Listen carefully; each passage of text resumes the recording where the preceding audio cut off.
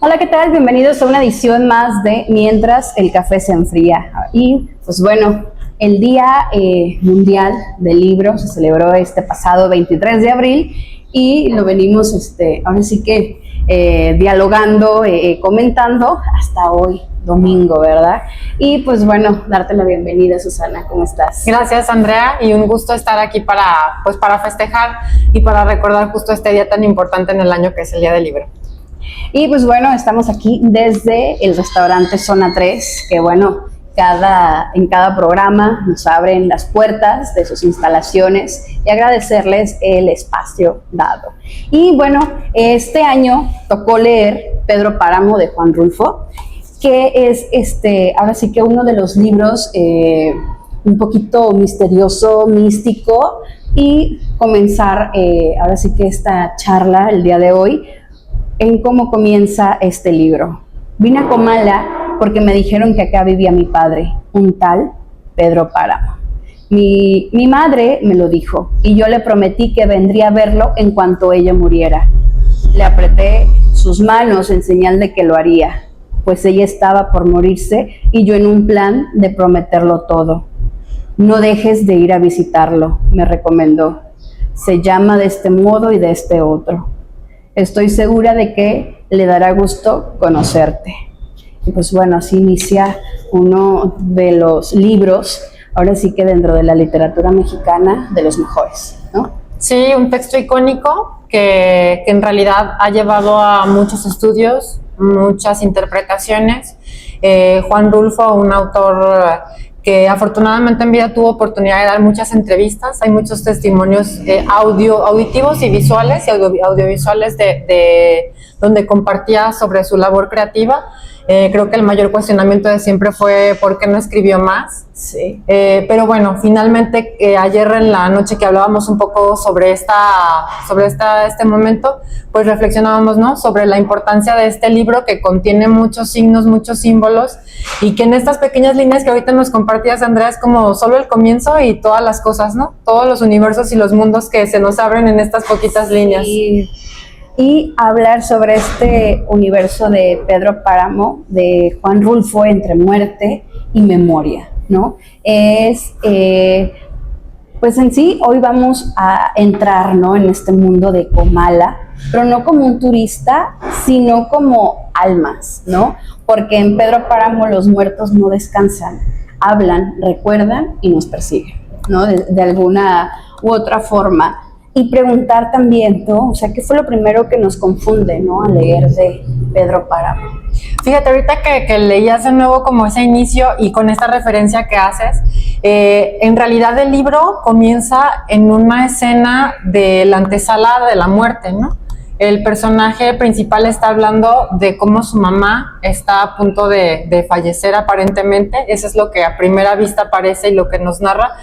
Y abre la puerta hacia un mundo que a lo mejor cuando no lo hemos leído aún no lo sabemos, pero conforme lo vamos leyendo nos damos cuenta justo de esto que decías, ¿no? De cómo cada uno de los personajes que van apareciendo son personajes que no pertenecen a esta dimensión, que no nos enteramos a primera instancia, o que parece que sí, parece que no. Como que vamos como dudando, ¿no? Como que vamos dando un paso y no sabemos si es un paso hacia adelante o hacia atrás, hacia la vida o hacia la muerte.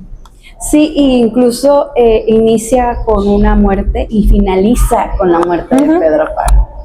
Entonces, a mí al menos lo primero que me confunde al leer Pedro Páramo es quién está vivo y quién no, ¿sabes? Como en esta cuestión de que llega un pueblo ya prácticamente en ruinas, llega a un punto, ¿no?, de que, bueno, ¿están vivos o no? ¿O es un sueño, es una pesadilla, es una visión o qué es, ¿no? Y bueno, esta novela está hecha para entenderse o para sentirse, ¿no? Yo creo que para sentirse todavía más que para entenderse. Creo que puede haber distintos niveles de más que de entendimiento, creo que de interpretación. y me parece que, bueno, ahí hay una de las grandes riquezas de esta obra, pues, todas estas preguntas que tú te hacías ahorita y que seguramente se habrán hecho todas las personas que en algún momento lo habrán leído y lo habrán releído. Me parece que están encaminadas a eso, a buscar alguna posible interpretación de lo que ahí pretende decirnos Juan Rulfo, pero sobre todo vibrar esos espacios y sentir pues esos espacios, esos ambientes rurales, esos sitios que de pronto nos hacen que el calor nos vaya subiendo, ¿no?, al cuerpo y además ese nivel de extrañeza, ¿no?, que nos da lo que decíamos justo hace un rato, no saber si estamos caminando en un pueblo de vivos, en un pueblo de muertos. Entonces creo que es más una cuestión de sensación y de intento de interpretación o de interpretación como tal. Y aparte, o sea, no es un libro como para entenderse, porque prácticamente yo lo siento, o al menos así lo percibo, de que Juan Rulfo fue como yo lo escribo, ustedes interprétenlo, ¿no? A sus modos, a sus contextos, a sus ideas, ¿no? Porque igual lo comentábamos anoche, que es como esta cuestión de cada quien lo puede agarrar a lo mejor como alguien decir del purgatorio, ¿no? De que es el purgatorio, pero también puede ser como un lugar en donde se quedó ya como esta energía de estas personas ahí plasmada, ¿no? También como darnos cuenta de que el purgatorio puede ser cualquier lugar, puede ser cualquier casa, de que ahora sí que el que ya no está vivo, el que ya está, pues ya no en este plano, está esperando, ¿no? Ahora sí que su traslado a su descanso eterno, ¿no? Es en esta cuestión de que está en espera de ya como esa eternidad, no de que le haya falta como dejar el cuerpo, ¿no? Uh-huh. Sino como más bien en esta espera de lo que es el purgatorio, ¿no? Que bueno, investigando en varias así religiones, el purgatorio en sí no existe. Prácticamente es como un viaje, ¿no? Que te lleva, por ejemplo, los mexicas, que te lleva hasta el Mictlán, ¿no? Entonces, no hay como alguna referencia de que Juan Rulfo se haya como inspirado en estas tradiciones mexicanas, pero sí hay como pequeños indicios que te dan a entender que hay como este viajecito, ¿no? Hasta llegar al punto final, ¿no? Como de esta promesa, de esta memoria de su madre, de que ve y busca a tu padre, ¿no? Mengano de tal, y le dará gusto verte, ¿no? Entonces, yo en esta posición a lo mejor sí es de sentirse, pero también es de analizarse, ¿no? Sí, tiene muchos elementos y muchos simbolismos, tanto de los espacios donde se desarrolla, tanto es la época, es el espacio en el que se desarrolla, porque al final Juan Rulfo nos habla de un ámbito rural, semirural, en este pueblo, ¿no?, donde él va en busca de ese padre del cual no conoce.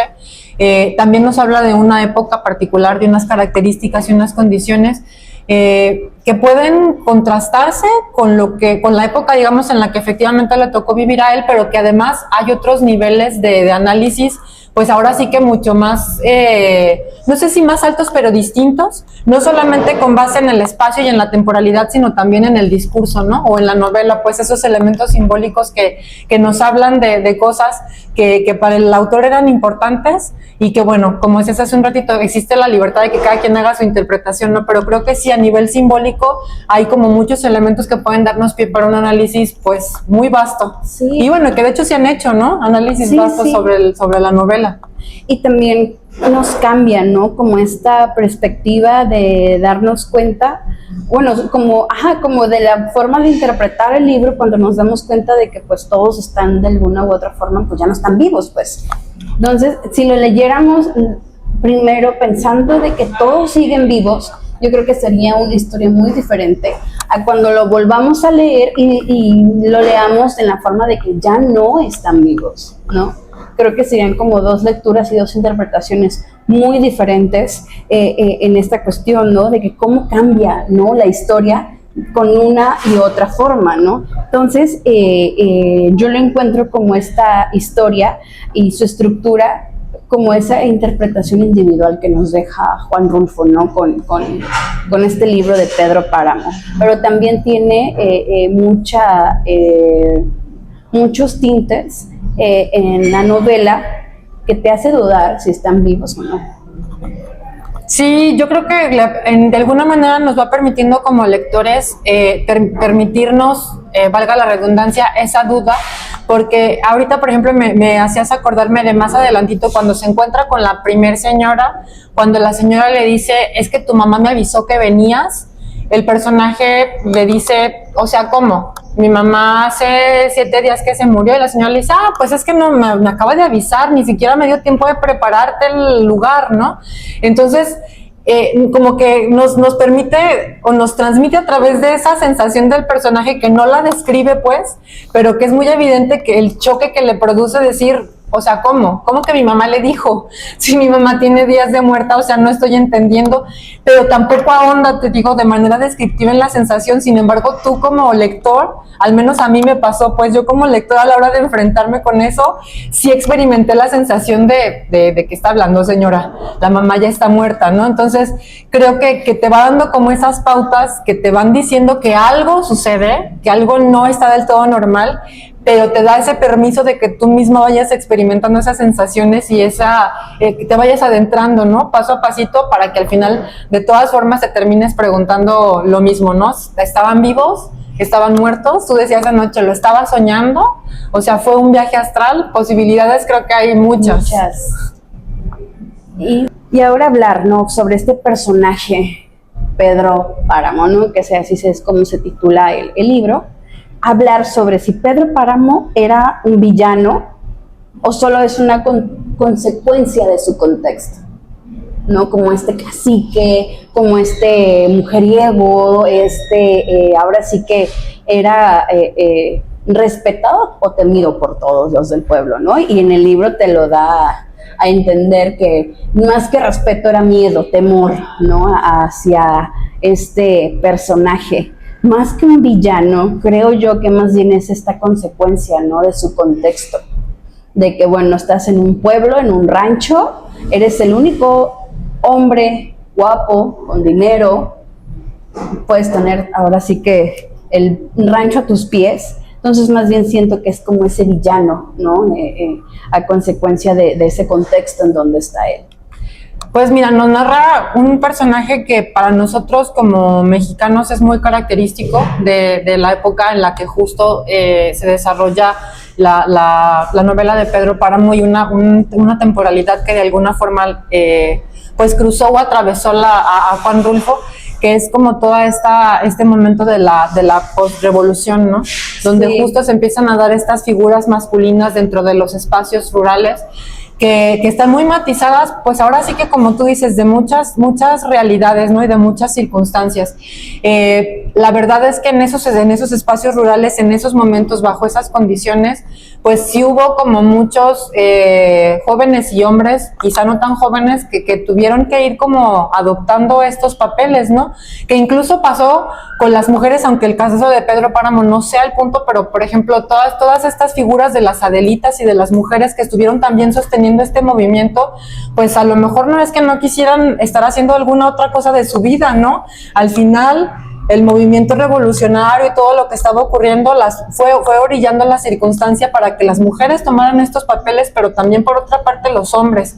Eso no significa que estas fueran como figuras aceptadas o que todo lo que hicieran estuviera como bien visto, ¿no? O que fueran como cosas que favorecieran. Pero bueno, finalmente sí es un personaje que nosotros tenemos como muy interiorizado, que conocemos históricamente, y también dentro de la literatura hay personajes que tienen estas características y que pertenecen a esta época, y bueno, que justo pues creo que ahí representan como todo un momento, ¿no? Todo un momento histórico, toda una serie de hechos alrededor de un personaje particular, como en este caso, pues, Pedro Páramo. Sí, y hubo varias personas, no recuerdo bien como la circunstancia, pero en un taller de lectura, que lo leímos, varios decían que posiblemente se pudo haber inspirado Juan Rulfo en Pedro Zamora, ¿no? En este bandido, ¿no?, de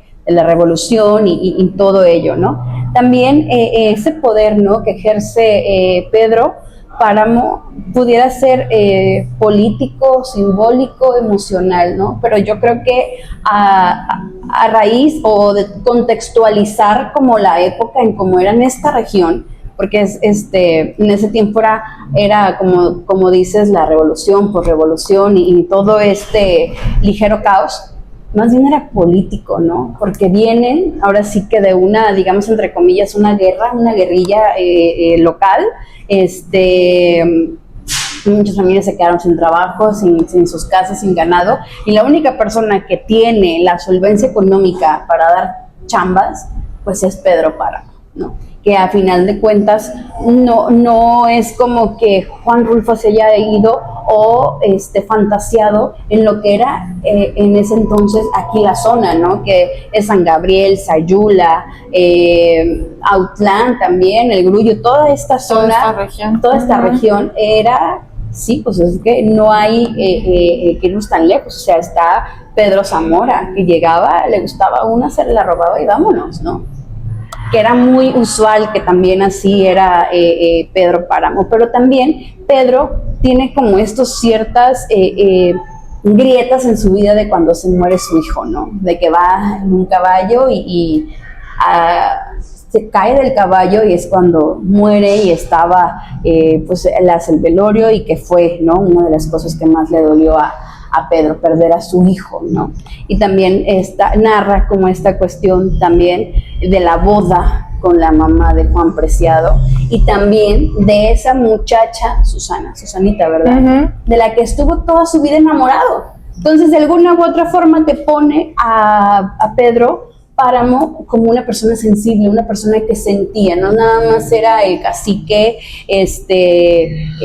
frío y calculador y el que se fregaba a medio pueblo, no, sino que también tenía sus sentimientos y que también sufría, no, porque esta Susanita pues realmente pues nunca le correspondió, ella siempre estuvo enamorada de quien fue, creo que me parece su esposo y demás, ¿no? Entonces llega como esta cuestión de que, bueno, la tengo aquí, o sea, no está apta o no tiene su salud mental como al tope, pero la tengo aquí.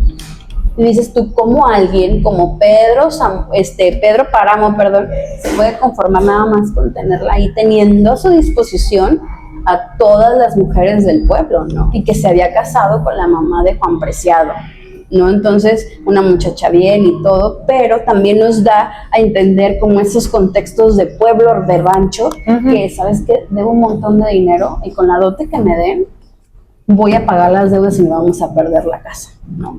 Que es como en esa cuestión que también está el contexto de la mamá de Juan Preciado que se casa con Pedro Páramo. Pero era de todas así como te da a entender como que era muy guapo, que era muy de hombre de rancho, de altote, guapote, ¿no? Entonces, pues era así como que, ¿cómo crees? ¿Te vas a casar? O sea, ¿te vas a casar con Mengana de tal? Entonces, como en esta cuestión, ¿no? Pues me tengo que casar porque tengo que rescatar, ahora sí que la casa de la familia con la dote que este hombre vaya a dar, ¿no? Entonces, y sale Juan Preciado. Sí, pues te narra todas estas realidades alternas, ¿no? Pues que sí puede tener estas condiciones y características de cacique el personaje principal, pero bueno, eso no significa que no hubiera otros aspectos de su vida, ¿no? Que también se ven reflejados en la novela. Y ahora, en este contexto de Pedro Páramo, ¿qué representa ahora sí que Pedro Páramo en la actualidad de México, ¿no? El cacique, el patriarcado, el abandono, ¿no? Pero yo más bien siento que es una figura o imagen de opresión, ¿no? Del que está más arriba que tú puede abusar de ti por las necesidades que tú llegues a tener económicas, sobre todo, ¿no? Sí, yo creo que estos grandes libros en particular, pues, Pedro Páramo, dejan ver, a lo mejor, yo no he visto, digamos, como muchas entrevistas de Juan Rulfo, no sé si él hablaba mucho o planteaba mucho sobre cuestiones realmente, digamos, de crítica, que él estuviera consciente que estaban incluidas dentro de Pedro Páramo, pero al final me parece que estas miradas, aunque a lo mejor esa no hubiese sido su pretensión inicial o no estuviera dentro de su esquema a la hora de crear la novela, al final están incluidas y uno las va percibiendo, porque ya que pasan los años, pues tú vuelves sobre esa realidad antigua y pues pones sobre tela de juicio, ¿no? Todo esto que era lo que te decía hace un rato, o sea, pensar que un cacique era resultado de una serie de hechos de esa época no significa que su actitud fuera aceptable y que toda su realidad justificara las acciones que cometía, ¿no? Entonces, bueno, con el paso de los años, nosotros ahora mirando hacia esa realidad a través de su novela, pues justo podemos reflexionar sobre estos abusos que estaban de por medio en estas zonas semirurales donde la persona que tenía el poder económico y de alguna manera también político, como tú decías, y social, pues no siempre el uso que hacía de él era para bien, ¿no? Si bien había una parte en donde efectivamente podía ser una persona que económicamente beneficiara a la comunidad, pues por otra parte también había aspectos que son cuestionables. Ahorita pensaba, por ejemplo, en una figura muy polémica también de aquí de la región, que es Marcelino García Barragán, que yo he escuchado que hay gente que está muy agradecida con Marcelino García Barragán por las obras sociales que él llegó a hacer, sobre todo en el municipio del que era originario. Sin embargo, históricamente, pues hay una serie de hechos que nosotros como mexicanos no podemos ni obviar, ni olvidar, ni dejar como ocultos, ¿no? Al final son parte de su historia. Entonces, creo que son estas figuras potentes que habrá quienes hayan sido beneficiados con alguna cosa de las que ellos hacían, pero bueno, también hay un buen grupo que hace su respectiva crítica, ¿no? Por todos estos actos que pues no fueron precisamente benéficos. Y entonces, así como lo mencionas, yo también siento que está, para los que leemos Pedro Páramo, como eso, ¿no? Era un hombre, sí, era un hijo de la guayaba, ¿no? Pero tenía sus sentimientos, también sufría, ¿no? A puertas cerradas, sufría por su Susanita, por lo de la muerte de su hijo. Tenía como esta cuestión de sentimientos, pero también como de esas como necesidades, ¿no? Que también nos lo marca como un mujeriego. Pero también, ¿sabes? Veo yo a un Pedro Páramo como en esta cuestión de, en el contexto también de cómo vivían los hombres en esa época. Los hombres no lloran, ¿no? Los hombres no esto, y los hombres no bla, bla, bla, ¿no? Entonces me voy como a este contexto. El año pasado, si mal no recuerdo, hicimos un recorrido por San Gabriel, por el cronista rural Chon, quien nos hizo como el recorrido de donde nació Juan Rulfo. Fuimos en donde pues asaltaron y desvivieron al papá de Juan Rulfo, estuvimos en la casa de la infancia de Juan Rulfo. Entonces hicimos como este recorrido que te ayuda un poco, bueno, no un poco, mucho, a contextualizar visualmente de cómo era esa época de Juan Rulfo, que de alguna u otra forma trata de plasmarlo en Pedro Páramo, ¿no? Que dices, bueno, si ahorita, sabe, o sea, más de 70 años después de que él nació aquí, vivió y todo, ves un contexto aún rural, cómo era hace años atrás, ¿no? Cómo era ese lugar cuando Juan Rulfo lo vio, lo visualizó, lo vivió, lo pisó. Entonces era así como que aquí pisó Juan Rulfo, ¡ay, qué emoción! Sí. Pero era también esa cuestión de cómo estaba. O sea, muchísimo más rural, no había esto, todo el movimiento era a caballo o a mula, carretas, esto. Entonces llega como este punto de decir, bueno, ya está como en la cuestión de la posrevolución, está en esta transición, ¿no? Porque también tenía pues su capataz, ¿no? El que lo mandaba a hacer el trabajo sucio, Pedro Páramo. No recuerdo bien su nombre, pero tenía ahora sí que su achichincle. Entonces yo lo veo como el hombre pudiente que se aprovechó de la situación de la necesidad para ahora sí estar arriba del presidente o el encargado o no sé, políticamente de ese lugar, ¿no? Entonces aprovechó esa necesidad y dices, es que sí, es que aquí, o sea, si no tienes caballo no te mueves, si no tienes una vaca o gallinas o algo, no comes. No es como ahorita de que, pues voy a la carnicería, me compro un kilito de carnita y me jamo, ¿no? Entonces, es como que todo eso pensarlo y dices, es que se pasó de lanza el Pedro, o sea, aprovechó totalmente de la situación, porque cuánto hacía, por ejemplo, la abuela de Juan Rulfo, de ahí de su casa del centro, a lo mejor a una ranchería a conseguir leche, o a lo mejor ahí mismo en su casa, ahora sí que qué caminos transitaba, por así decirlo, para llevar comida a su casa, ¿no? O toda esta como modalidad cultural, contextual, por así decirlo, de la vida cotidiana de ahí. Entonces dices, no, es que sí, Pedro Páramo se aprovechó de esta situación.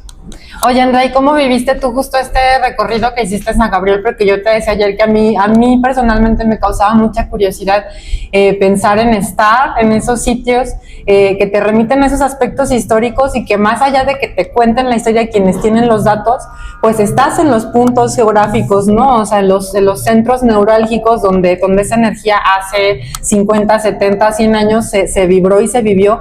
Y bueno, a mí me gustaría que nos contaras un poco sobre cómo viviste tú personalmente este recorrido y que pues sí, que nos dijeras como qué fue lo que sentiste y cómo lo viviste. Pues haz de cuenta que llegas y hay como un mirador, por así decirlo, que narra, ¿no? Como este encuentro de Juan Preciado, cuando empieza preguntando por Pedro Páramo y que alguien se encuentra con alguien, ajá, y que es el que lo lleva, ¿no? Ajá. Entonces vas empezando ahí como la historia. Y que van viendo el pueblito, ¿no? Sí, y le dice, es ahí. Es allá. Y yo entonces en ese mirador está Juan Preciado, este señor con su mula o caballo, creo que es mula, y él está notando, como que le está dando la dirección de que es para allá. Entonces tú dices, wow, ¿cómo hubiera sido esta vista hace 50 años, no? ¿Qué le falta? ¿Qué le quitaron? ¿Qué le pusieron? ¿Qué le acomodaron? ¿No? Entonces es como que imaginarte cómo pudo haber sido todo eso, ¿no? Entonces llegas, digamos, como ese comala simbólico que Juan Rulfo lo pone, ¿no? Y empiezas como a hacer el recorrido y también es bastante interesante y como una energía muy, muy chida, muy rulfiana, de que dices, wow, por aquí pasó Juan Rulfo, por aquí pisó, aquí anduvo, y así, ¿no? Y te encuentras como varias leyenditas en la cuestión de su vida, su obra y todo, ¿no? Y esas leyenditas también se suman sobre Comala, ¿no?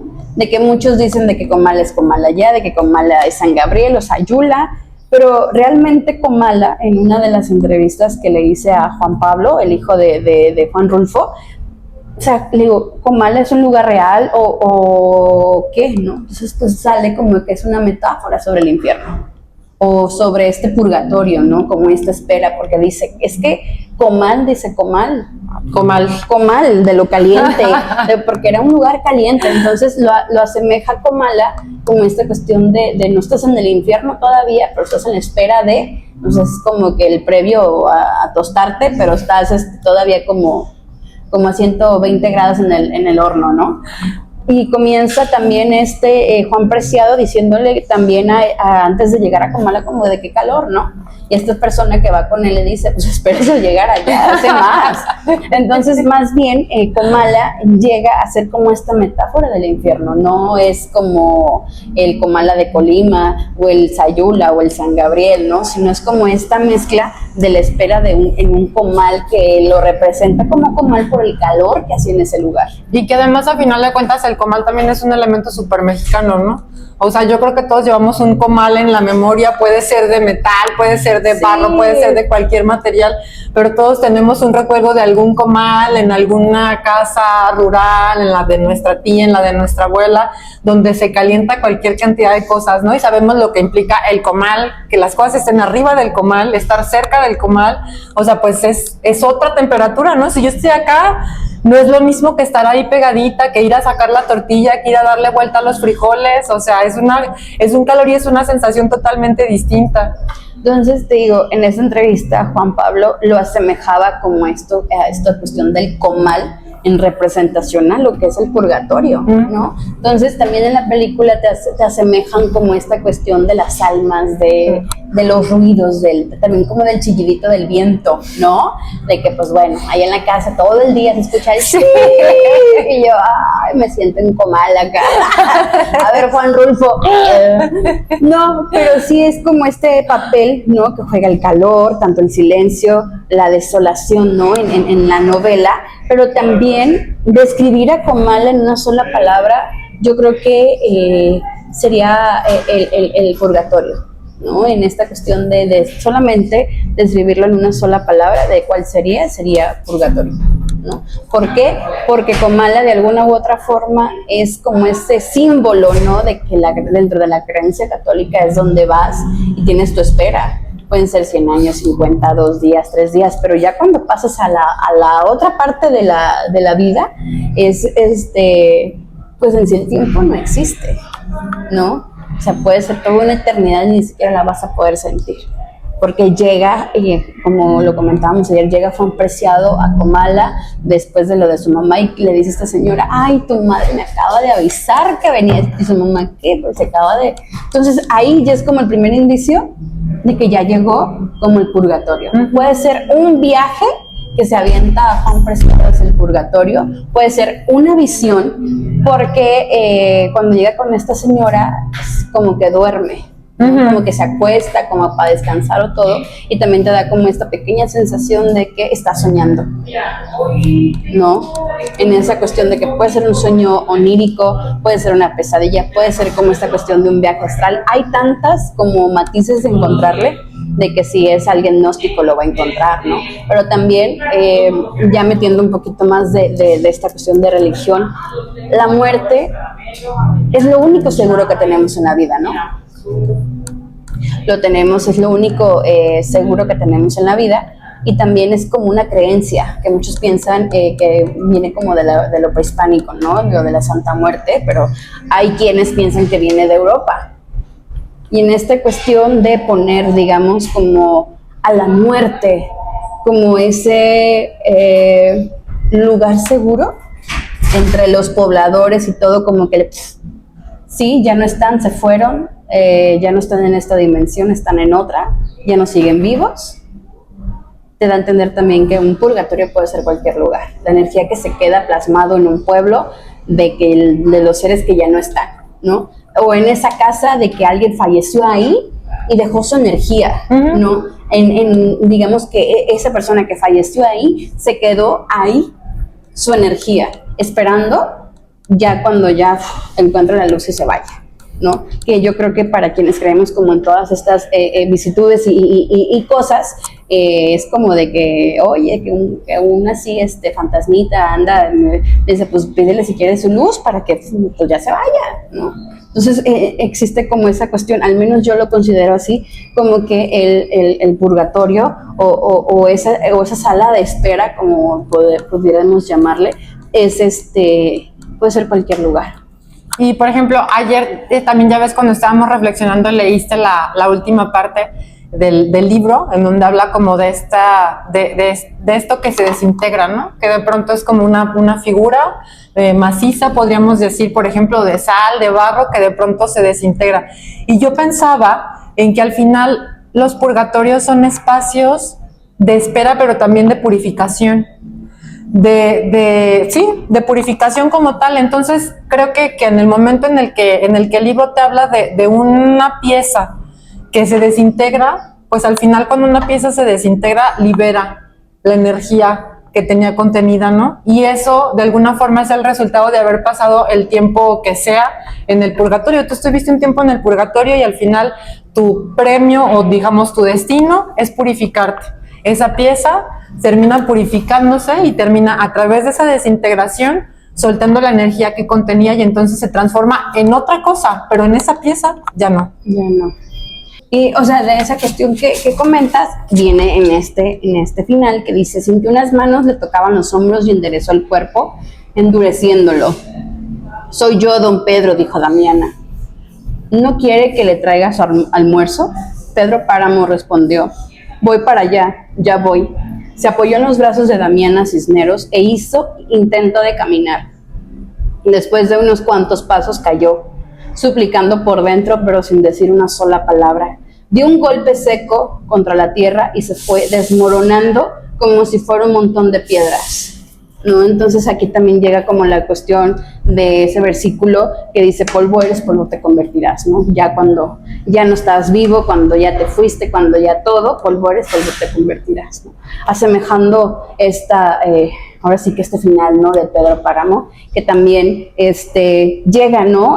La cuestión de por qué los muertos siguen hablando, ¿no? Yo creo que es esta cuestión de, bueno, el purgatorio de ellos, fallecieron, se fueron y ya no siguieron vivos en ese lugar, entonces en ese lugar van a esperar su luz, ¿no? Y es como este bucle temporal, que se sigue repitiendo su contexto, sus actividades o algo. Por eso cuando llega y le dice, es que tu mamá me acaba de avisar, ¿no?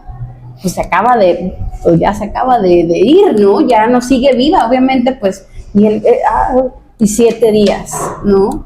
Es cuando ya Ese empieza... también es un símbolo, el 7 Sí. finalmente es un símbolo que aparece en diferentes espacios Sí. y contextos, ¿no? Pero hay como ciertos números, ciertos espacios y ciertas condiciones que siempre van a ser simbólicas. Entonces el 7 forma parte de esos elementos que siempre van a ser simbólicos. Y aparte estos personajes están como atrapados, ¿no? En esa cuestión, como en este bucle que nos habla la novela sobre memoria, sobre olvido, pero sobre todo de esta espera de ellos, ¿no? Y darnos a entender Juan Rulfo en esta cuestión de una creencia después de la muerte, ¿no? De que, por ejemplo, es algo comentábamos también ayer, de que pues el mexicano no es como que se burle o algo, sino como que la tiene tan presente la muerte que incluso, bueno, se ha creado de ella un egregor que la convirtieron ya casi como en una religión, ¿no? Los de la Santa Muerte de que comentaba hace rato. Entonces te da a entender también como toda esta creencia de que posiblemente la muerte tiene sentimientos, tiene sus emociones o algo, ¿no? Que es los que creen en ella es lo que creen. ¿Es la diferencia? Sí. Y también empieza como esta cuestión de estar atrapados como en este mismo bucle después de, ¿no? Entonces me preguntaba yo, o sea, la muerte está todo el tiempo presente y latente en el libro, todo el tiempo, no se le menciona, pero está presente, ¿no? Y te hace también entender, igual como los creyentes, de que la muerte es un ser que siente, que piensa, ¿no? Hay un momento en donde Juan Preciado comienza como a divagar de alguna u otra forma, a ver cosas, a ver ¿cómo se dice? No sé si dentro de su visión, visiones, no sé cómo llamarlo. Y dices, bueno, a lo mejor de alguna forma simbólica aparece la muerte como tal, hablando con Juan Preciado, ¿no? Como en ese viajezote que se dio. Pero también preguntarnos si Juan Preciado es realmente el protagonista o es como el hilo conductor, el guía turístico que nos va a llevar hacia Comala, ¿no? Yo lo considero que más bien es el guía turístico que nos lleva hacia Comala a conocer como el contexto, a conocer este purgatorio, a conocer estos personajes, porque o sea, el libro se llama Pedro Páramo. Y es al final el primer nombre que se menciona, ¿no? Dentro de la historia, es decir, vamos conociendo a los personajes, sabemos que Juan está presente, que su mamá está presente, pero no están identificados con un nombre. Incluso ahorita que leías el inicio también me llama la atención que la mamá le dice, tiene este nombre y tiene este también. No dice cuáles son los nombres, pero le habla de dos nombres, ¿no? Pero al final el primer nombre que se menciona es el de Pedro y es el que al final también es obviamente el nombre que al final da como este cierre a la historia, ¿no? Y el que lleva el nombre de la novela. Entonces yo igual que tú creo que Juan es más bien como quien nos ayuda a irnos introduciendo en este mundo de muertos o de vivos o de no sabemos bien qué, pero que nos lleva a todo este recorrido donde van apareciendo personajes y espacios, pero que la columna vertebral pues siempre termina siendo Pedro Páramo, ¿no? En cualquiera de las historias. Y, por ejemplo, en este viaje, ¿no? de Juan Preciado, que va como en búsqueda de su identidad, o quizás también como de una condena, ¿no? Porque no sabemos si él sigue vivo o ya no sigue vivo, ¿verdad? Como llega esta cuestión del purgatorio, está con ellos, los conoce, pero ellos ya no siguen vivos. Y es ahí la cuestión de, a ver, ¿Juan Preciado sigue vivo o ya no sigue vivo? ¿O es su viaje astral? O sea, de diferentes cuestiones lo puedes analizar y cae, ¿no? Como en la conclusión y con la pregunta ¿de dónde? Si falleció, si esto. Entonces creo yo que Juan Preciado más bien es como el guía turístico de Comala. ¿no? Fíjate que a mí me ha tocado escuchar muchas historias de personas que no conocen, por ejemplo, a sus papás biológicos, ya sea porque son adoptados, porque quizá cuando nacieron ya alguno de ellos no vivía, por alguna razón, y la necesidad que las personas tienen por encontrar ese hilo conductor hacia lo que está antes de, es una, no sé, o sea, es muy particular. Ya me ha tocado escuchar esa necesidad de varias personas y es real. De entrada es una necesidad, o sea, lo manifiestan como tal, ya sea que quieran buscar en libros, que quieran buscar en archivo histórico, que quieran platicar con las señoras vecinas de la casa, que vayan al pueblo donde nacieron, que se interesen pero siempre hay como un interés por volver al origen y por buscar esos elementos que puedan darte como más pautas de tu identidad. Quizá tiene que ver también con las ganas de buscar qué de lo que tú eres ahora, sobre todo de las cosas que no entiendes, están relacionadas con algo que tú viviste antes o con algo que vivió tu papá o tu mamá que no conoces y no sabes quién era, cómo se llamaba, dónde vivía, si fue una persona que hizo cosas de beneficio o si fue más bien así alguien que perjudicó mucho al entorno, no lo sé. Y creo que de pronto, ahorita que hablabas como de la búsqueda de la identidad, me parece que generalmente las personas que transitan por una historia así, siempre existe esa necesidad de ir en busca de eso que ocurrió antes y de esos que los antecedieron para encontrar justo rasgos de la identidad propia. Y sobre todo las palabras que fueron pocas que escribió Juan Rulfo, pero tan potentes, ¿no? Que dices, ay, yo así como la primera vez que lo leí fue así como de, no le entendí, ¿no? Como hablábamos también ayer de que Rayuela, Julio Cortázar, también creó su propio mundo, ¿no? El de los cronopios. Y está Rayuela, que lo puedes leer desde el medio para acá, del medio para allá, del inicio para el final, del final para el inicio. O sea, hay muchísimas formas de poder leer Rayuela, ¿no? Y Julio Cortázar hizo esa magia, ¿no? Entonces aquí Juan Rulfo creó todo un mundo rulfiano, ¿no? Entre la vida, entre los vivos y no vivos, entre el purgatorio y entre la realidad, entre si fue viaje astral, que si no, o sea, cualquier religión, cualquier creencia o alguien con su cualquier fe, lo lee, lo va a lograr asimilar a sus creencias, ¿no? Como hablaba de esta cuestión de los que siguen a la Santa Muerte, los gnósticos, cristianos, católicos. Entonces todo va a semejar, ¿no? Porque al final de cuentas, el mismo camino, en ese mismo camino hacia el final vamos todos, ¿no? Y en todas las religiones habla de un final. Y nos habla también de ese México revolucionario y postrevolucionario que nosotros, independientemente de que nuestros papás, por ejemplo, o nuestros abuelos no hubiesen estado inmersos, lo están porque de alguna manera lo vivieron, lo vieron, sus abuelos les contaron una historia, entonces somos resultado de esa historia. Sí. Y al leerlo, pues no es solamente que nos remita a esos libros de texto que leímos en la primaria que nos narraban nuestra historia, sino también al final está impresa en nuestra información genética, ¿no? Entonces sí, algo nos resuena de dentro y algo nos resuena también de ese conocimiento que hemos adquirido en el camino y se vuelve como una sinfonía, ¿no? Que se ve por supuesto en la novela, pero también en los cuentos que escribió Del Llano en Llamas, pues hay como un sinfín de todos estos personajes y de todas estas figuras que también podemos reconocer en los distintos cuentos y que forman parte. Por ejemplo, ahorita me hacías recordar como todo este trabajo o este bagaje que desde la plástica dejó Atanasio Monroy, ¿no? O sea, finalmente él también desde la pintura retomó como todos estos aspectos del nacionalismo y todos estos elementos de las zonas semirurales y los personajes que estaban en este entorno que a él tanto le gustaba. Pedro Páramo, o más bien Juan Rulfo, lo hace a su manera desde la literatura, ¿no? También de alguna forma inmortaliza estos personajes post-revolucionarios que forman parte de toda esta tradición y que tú los ves y ya los tienes como identificados, pero es finalmente pues gracias a ellos, ¿no? Sí, y también Pedro Páramo no trata de fantasmas, ¿no? Trata de lo que dejamos también sin resolver. Y aquí en Comala el tiempo no avanza, se repite, como dice, como este bucle, ¿no? Y tal vez todos tenemos un Comala, ¿no? Como un lugar al que volvemos aunque ya no haya nadie, o peor, aunque todos sigan ahí, pero en ausencia, ¿no? Entonces creo yo que Juan Rulfo, aparte de darnos una gran novela, también nos da como una gran lección de vida, ¿no? Entre líneas. Ahora sí que el que tenga oídos, Sí. y que tenga ojos, ¿no? Entonces sí hay como esa cuestión de sí analizarlo.